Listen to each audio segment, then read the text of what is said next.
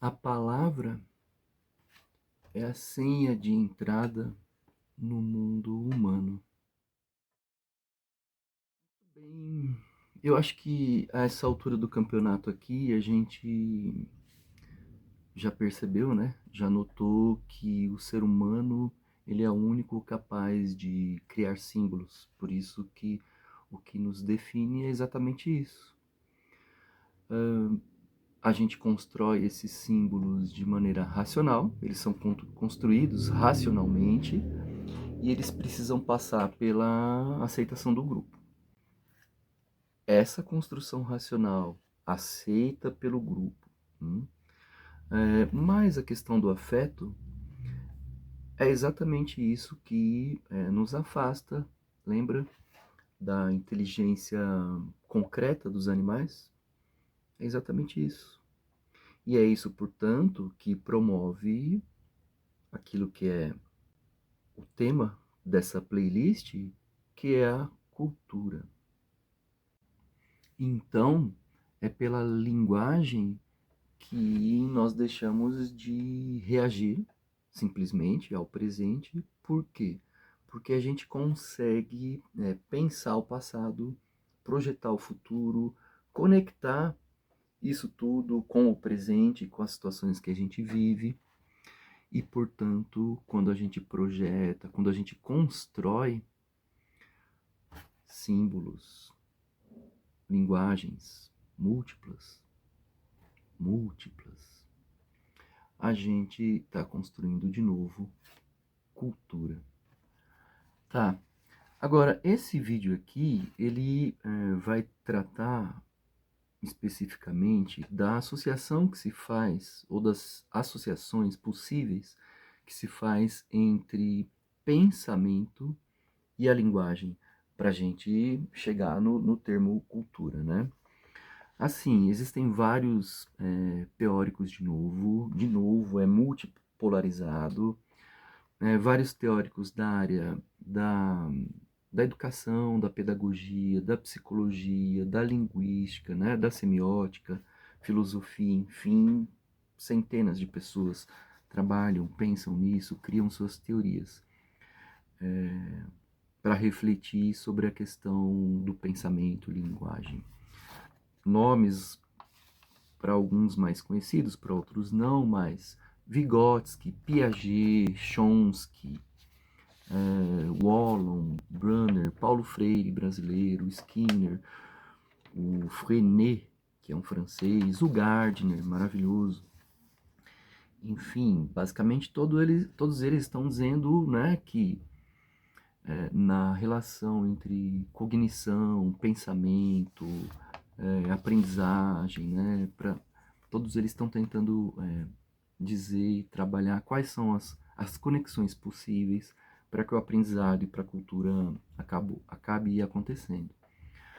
No caso do Vygotsky aqui, por exemplo, né, o pensamento ele se torna verbal com o tempo, né, a partir do momento que a criança aprende a falar, e ao mesmo tempo que a linguagem vai se tornando racional.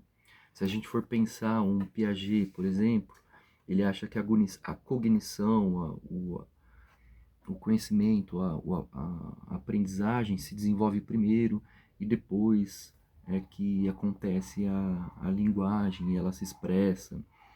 No caso do Chomsky, ele fala da gramática universal. No caso do Wallon, ele fala que para se desenvolver o indivíduo tem que interagir com o meio ambiente, né? No caso do Brunner, os adultos devem estimular as crianças, fornecer suporte para que elas possam se desenvolver de uma maneira melhor, mais elaborada, né? O estímulo. No caso do Paulo Freire, né, que é um brasileiro, ele fala sobre a questão do diálogo, da conscientização, para que a gente possa renovar os processos de emancipação. O Skinner fala do comportamento que ele é bastante influenciado, né? Isso aqui é bem questionado muitas vezes, né? Que o comportamento é influenciado pelas consequências, seja de recompensa ou seja de punição. para todos eles, em determinados momentos da história, em alguns momentos eles são mais populares, em outros momentos menos populares, eles são mais ou menos utilizados dentro das escolas, por exemplo, né? No caso do Freinet,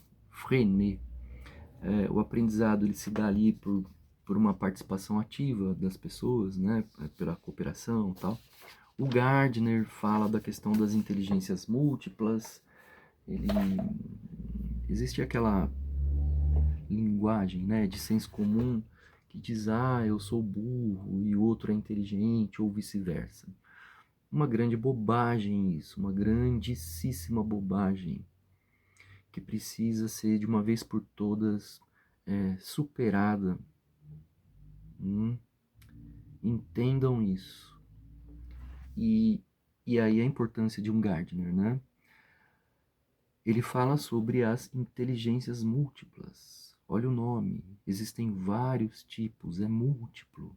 Então, tentando enumerar e relembrar, né, alguns nomes aqui, a inteligência musical, a inteligência cinética, a inteligência religiosa, a inteligência musical, a inteligência interpessoal, que se dá entre pessoas, a inteligência intrapessoal, que é o indivíduo com ele mesmo, enfim, a inteligência lógico-matemática, linguística, são múltiplas experiências, são múltiplas inteligências.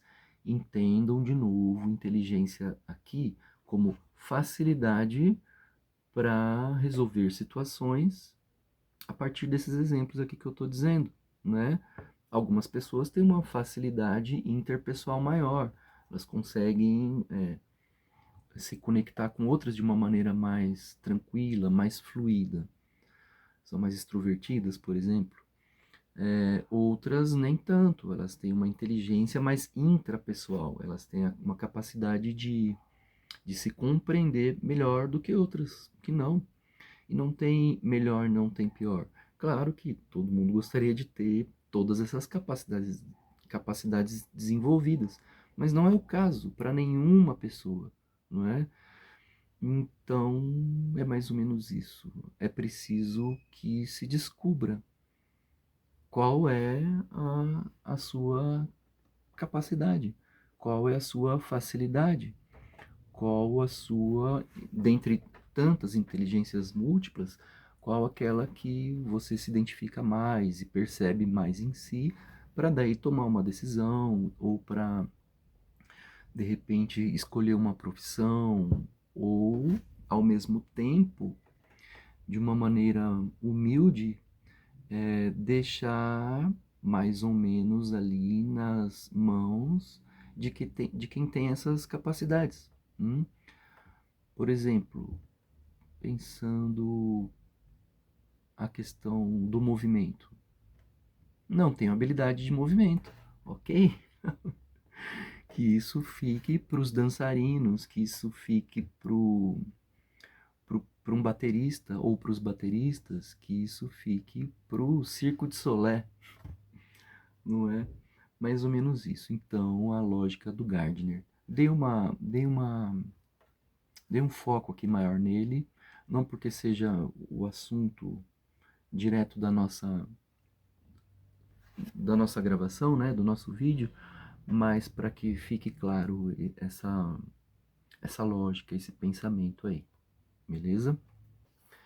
Então, o pensamento. O pensamento, ele pode ser dividido basicamente em dois tipos, né?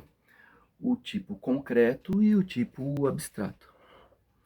O tipo concreto é aquele que a gente costuma chamar, né, na filosofia do Platão, de sensível, ou do mundo sensível, né? Ele é intuitivo, ele é imediato. E olha essa palavra que maravilha, né? Essa é uma daquelas que eu gosto de buscar no dicionário etimológico, né?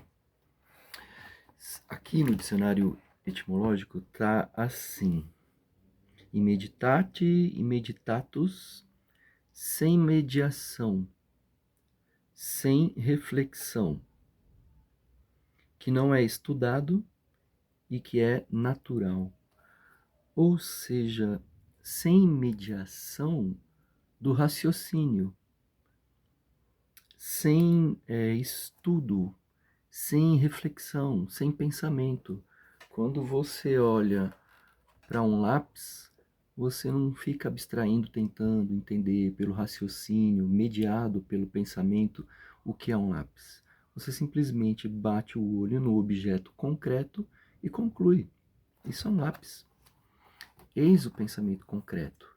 Isso está no mundo sensível, isso não está no mundo das ideias, né? Diria o Platão. Porque no mundo das ideias estaria um outro tipo de pensamento, que é o pensamento abstrato. O pensamento abstrato, sim, ele é racional, ele é refletido, ele é pensado, ele não dispensa o raciocínio, né?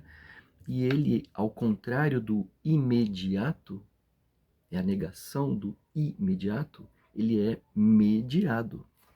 Olha lá de novo a palavra no dicionário. Mediado, né?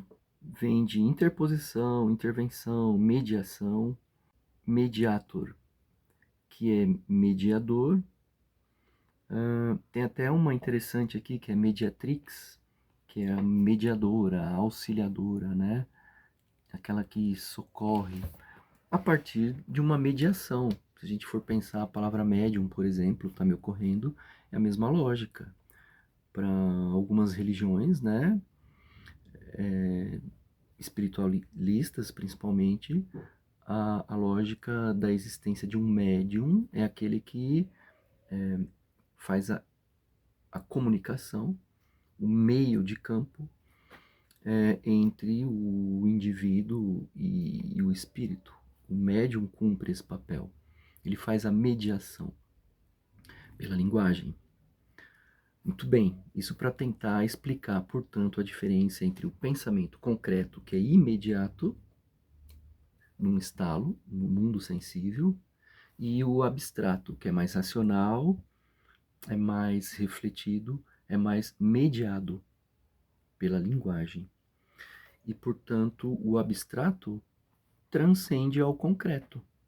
Portanto, o abstrato, ele transcende aquilo ao dado que é vivido. E é ele que constrói ideias. Lembra que a gente está numa lógica, numa construção de um raciocínio aqui em termos da palavra cultura, em torno da palavra cultura. Então, a questão do símbolo, a questão da racionalidade, a questão do pensamento aqui nesse vídeo e do pensamento abstrato para construir ideias e para que, a partir de percepções da realidade, a partir das formas pensamento, a partir de níveis maiores ou menores de abstração, a gente vá influenciando e sendo influenciado pela língua. Então, gente, para concluir, a linguagem, ao mesmo tempo que ela fixa o real, ela também modifica o real. Ao mesmo tempo que ela mantém, digamos, uma tradição da realidade, ela também modifica através das suas mudanças, das suas mutações a partir do tempo. Ela também ajuda a trabalhar com a questão do real, da realidade. As duas coisas juntas é que criam valores sociais. É por isso que elas mantêm relação com a cultura. Também é pela linguagem, essa espécie de produto sofisticado, né, que a gente vai dando, então, sentidos para o mundo. É a partir da linguagem e dessa lógica fixa e dessa lógica de modificações é que a gente vai dando sentidos para a vida e criando referências para a humanidade. E, de novo, portanto, mantendo relações com a cultura.